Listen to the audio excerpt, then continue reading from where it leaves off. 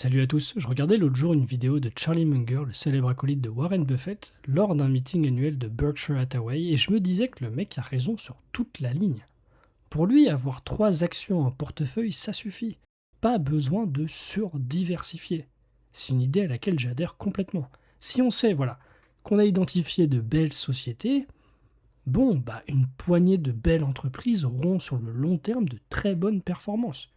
Et la vidéo est en anglais, forcément, donc je vais la traduire pour vous au fil de l'eau, mais voilà, il y a vraiment de bonnes choses dans ce speech qu'il nous fait, et je voulais partager avec vous la sagesse de Charlie Munger et Warren Buffett.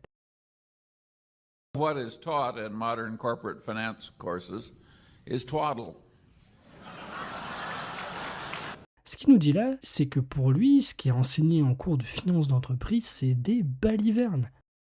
You want to elaborate on that, Charlie? 3 wonderful businesses is more than you need in this life to do very well. Alors évidemment, ça fait rire tout le monde, et Warren Buffett renchérit en disant que 3 boîtes, 3 wonderful business, en vrai c'est suffisant. Que si on regarde comment les gens se sont enrichis aux États-Unis, c'est pas en ayant un portefeuille de 50 entreprises. Et il reprend l'exemple de Coca-Cola.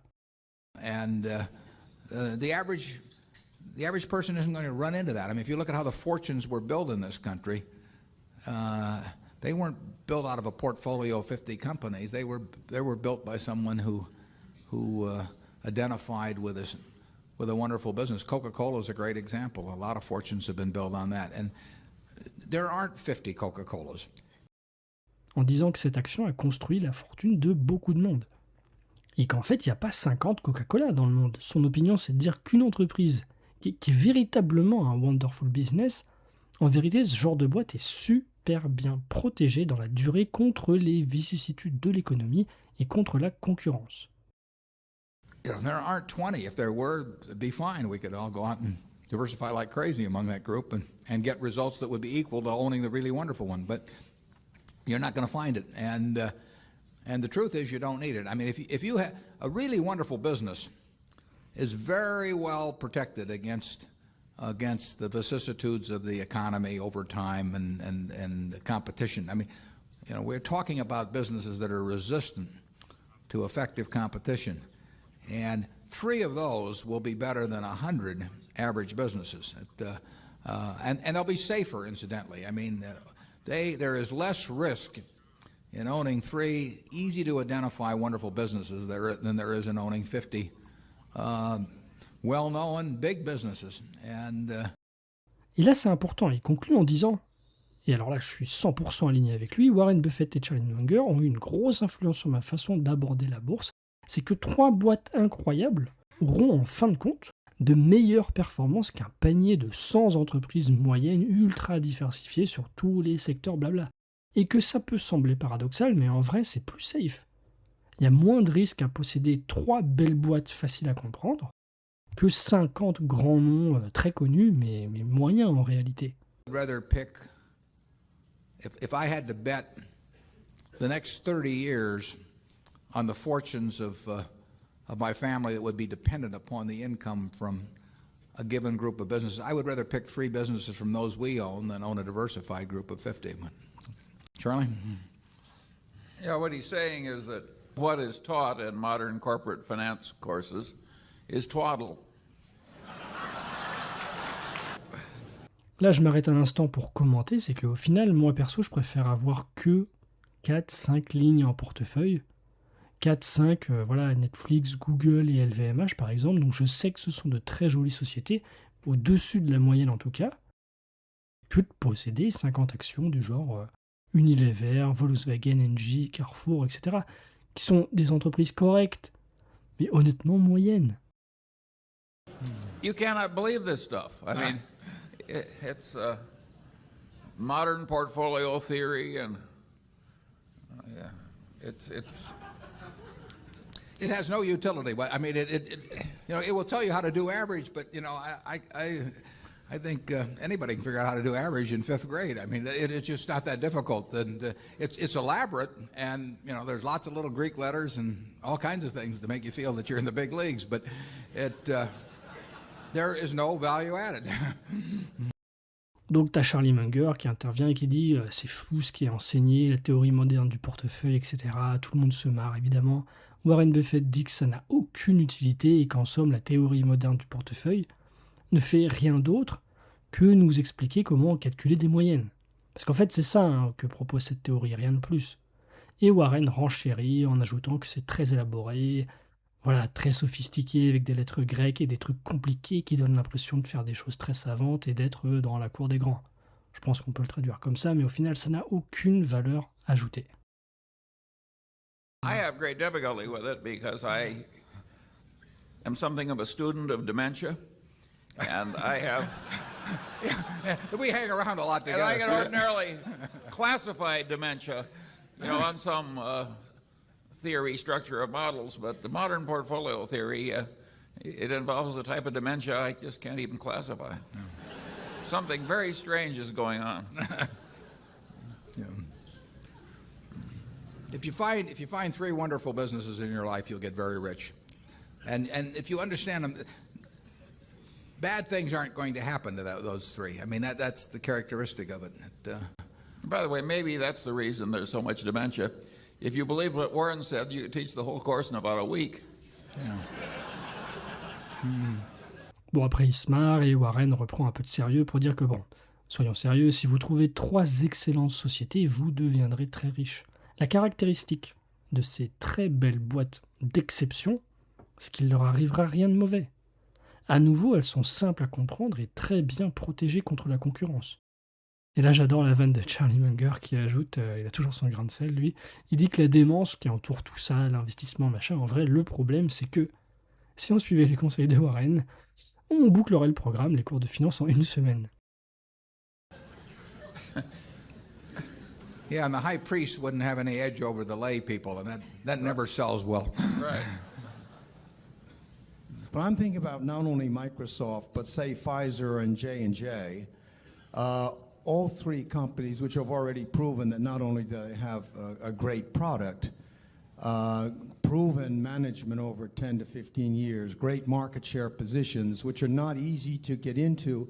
And I frankly don't see a big difference in the PE ratios, for example, if you say Coca-Cola, or against Johnson & Johnson or Pfizer, which are very powerful companies. I wonder if either or both of you would address that question again. Charlie, why don't you? Après, vous avez un gars dans l'audience qui pose la question suivante. Il dit à la vérité, vous parlez beaucoup de Coca-Cola, mais je vois pas trop la différence en termes de PI ratio, de ratio cours sur bénéfice qui permettrait de distinguer Coca des autres sociétés comme J&J, c'est-à-dire Johnson & Johnson, ou Pfizer, qui sont aussi des boîtes très puissantes avec de grosses parts de marché.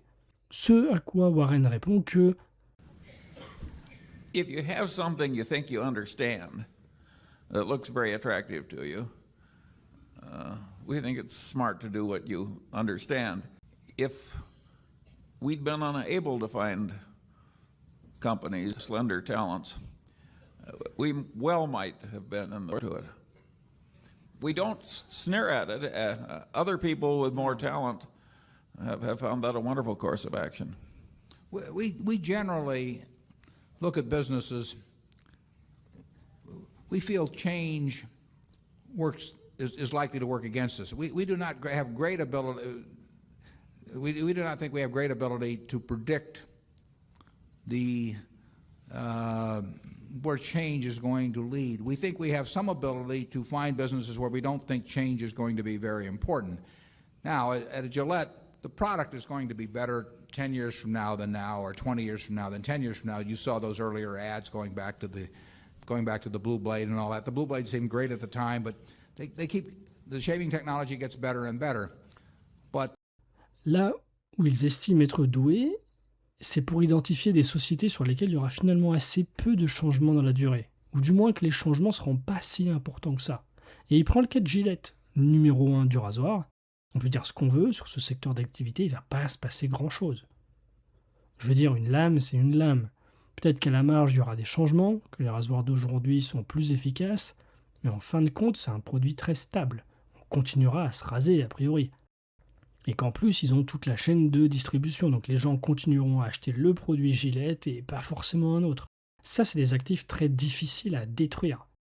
Tout ça pour dire qu'au final, ils peuvent raisonnablement estimer à quoi ressemblera le business des boissons gazeuses, des Coca-Cola, ou le business des rasoirs, à quoi ça ressemblera dans 10 ou 20 ans. You know that Gillette, although they had that little experience with Wilkinson in the early 60s, but you know that Gillette is basically going to be spending many multiples the money on developing better shaving systems than exist now compared to anyone else. You know, they got the distribution system, they got the believability. If they bring out a product and they say this, they got the distribution system, they got the believability. If they bring out a product and they say this is something that, when they said to women to look at it in the shaving field, they wouldn't have that same credibility someplace else, but in the shaving field they have it. Those are assets that can't be built, and they're very hard to destroy. So change, we think we know in a general way what the soft drink industry or the shaving industry or the candy business is going to look like 10 or 20 years from now. We think Microsoft is a sensational company run by the best of managers, but we don't have any idea what that world is going to look like in 10 or 20 years. Now, if you're going to bet on somebody that is going to see out and do what we can't do ourselves, I'd rather bet on Bill Gates than anybody else. But I don't want to bet on anybody else. I mean, in the end, we want to understand ourselves where we think a business is. Là-dessus, il revient sur le cas de Microsoft, c'est une entreprise sensationnelle, dirigée par les meilleurs managers, très bien, mais il dit qu'il n'a aucune idée de ce à quoi ça va ressembler, ce secteur, cette industrie, ce business, dans 10 ou 20 ans, donc niet, il n'investit pas. Warren Buffett, c'est un mec très terre-à-terre, il a besoin de comprendre ce que fait l'entreprise. Il en revient toujours aux fondamentaux, aux produits que vend l'entreprise. Là, dans cet extrait, il est catégorique, il dit qu'il veut comprendre où l'entreprise va aller. Et ça, peu importe ce qu'en dit Wall Street, qui est tout le temps à brandir de nouvelles modes, ça va révolutionner le monde, ça va disrupter l'industrie, machin, tout le monde s'excite. Mais lui, non, il reste de marbre, au contraire, ça le fait flipper quand il y a du changement. Alors la traduction n'est pas exactement celle-ci, mais dans l'idée, c'est carrément ça qu'il veut nous transmettre. Lui, c'est un gars tranquille. Il veut des produits faciles à comprendre, des fondamentaux qui tiennent la route, une position dominante, un moat, pas compliqué.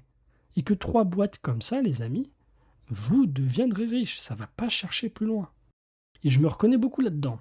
À nouveau, il m'a beaucoup influencé, Warren Buffett, pour faire le parallèle sur ma vie perso. C'est un peu comme une espèce de mentor en investissement. C'est comme la lecture, voilà. Pour ceux qui me connaissent un peu plus personnellement, il y en a quelques-uns dans la communauté, j'ai longtemps été un gros lecteur. Et j'ai commencé à lire avec Émile Zola et Jules Verne. J'ai eu de la chance et j'ai tout de suite adoré.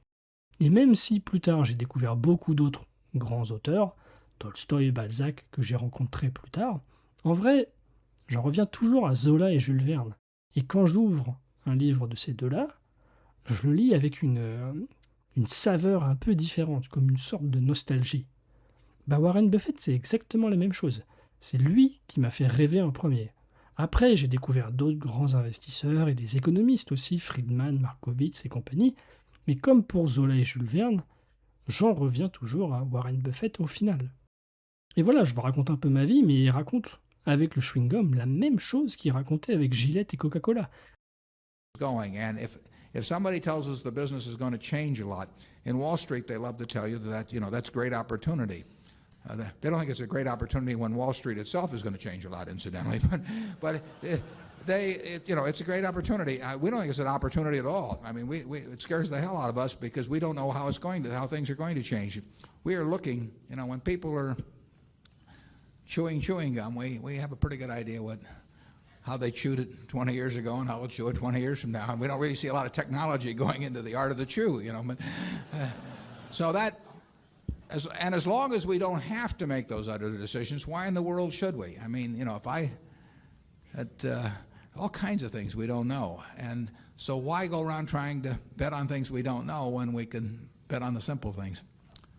We are indirectly in all of these emerging markets through Coca-Cola and Gillette. So it isn't true that we're totally absent.